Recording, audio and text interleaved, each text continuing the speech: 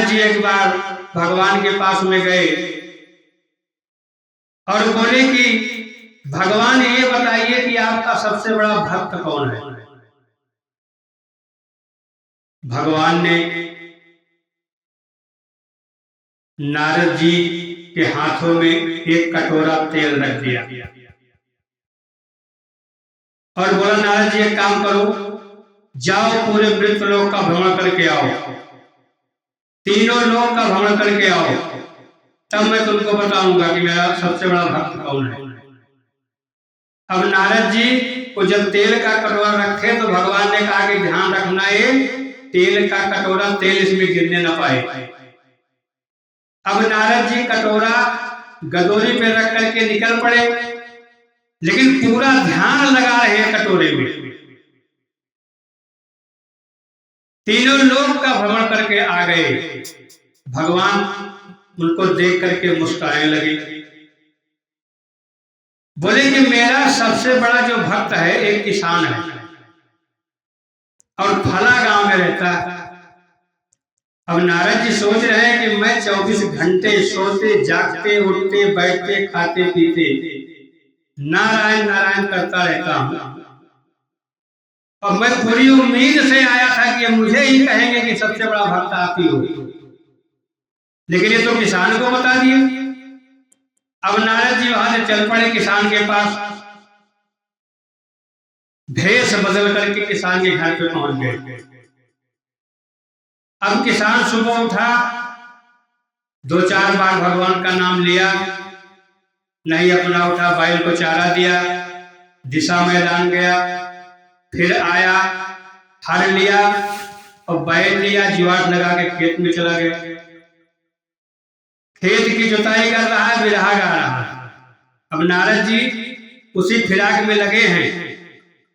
अब नारद जी सोच रहे हैं कि बताइए, राम नाम भी नहीं कर रहा, बिरहा गा रहा है और मैं 24 घंटे राम नाम करता हूं।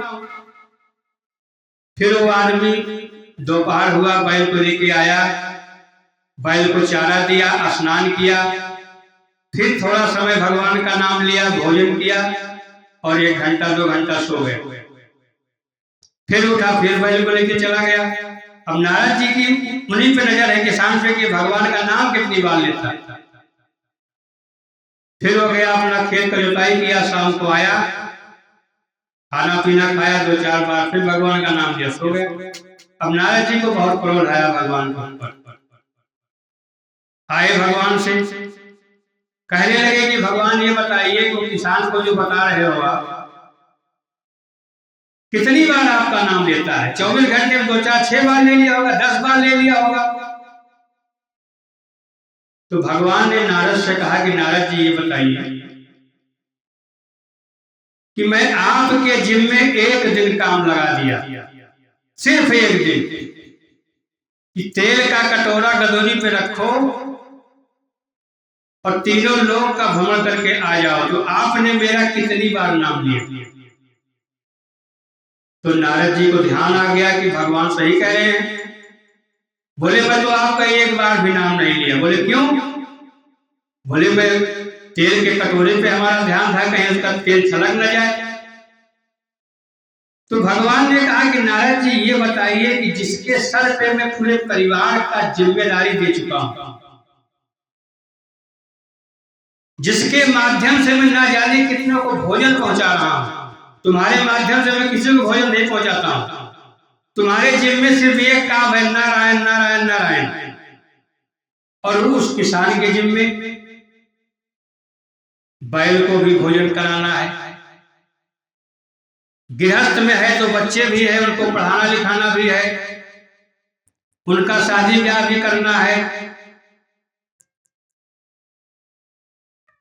तो इसके बाद भी वो हमें भूला नहीं है, वो हमें याद करके रखा है।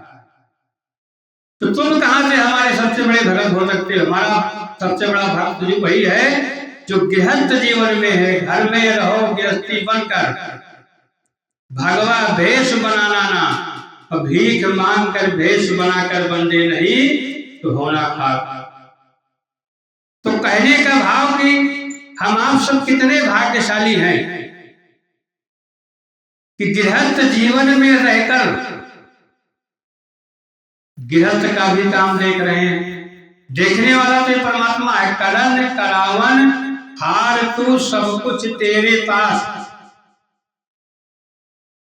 और तू राजा अधिराज है, मैं दासों का दास। हम सभी तो दास हैं, सिर्फ कारण है, कर्ता नहीं है। लेकिन वास्तव में अगर कारण बनना मुझे आ जाए तो फिर कर्ता कभी हमको नजरअंदाज नहीं करता है। आओ साथ संगत जी, आज गृहस्थ में रख करके मनुष्य के जीवन को सफल बना रहा है। बड़ी भाग मानुष तन पावा, बड़ी भाग्य से हमें मनुष्य का तन मिला हुआ है। तो वास्तव में दास फिर वही एक बात कह देता है कि नौटंकी की राजा की तरह रहना है। तो रोल तो करना है लेकिन हम राजा नहीं हैं। सास का भी रोल करना है लेकिन हम हर समय के लिए सास नहीं है। बहू का भी रोल करना है, हर समय के लिए हम बहू नहीं है। पति का भी रोल करना है लेकिन हर समय के लिए हम पति नहीं है।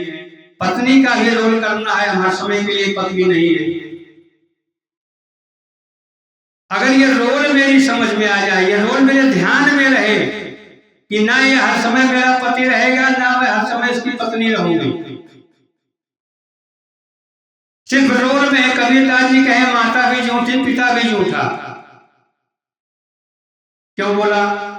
क्योंकि पहली बार पति बनने का सौभाग्य नहीं मिला है, पहली बार पत्नी बनने का सौभाग्य नहीं मिला है, पहली बार पुत्र बनने का सौभाग्य नहीं मिला है, ना जाने कितनी बार। क्योंकि कई जन्म तो कीट पतंगे, घोड़ा और गधा, वन चमगादड़, कुकड़ बिच्छू अवतार वाणी है ना।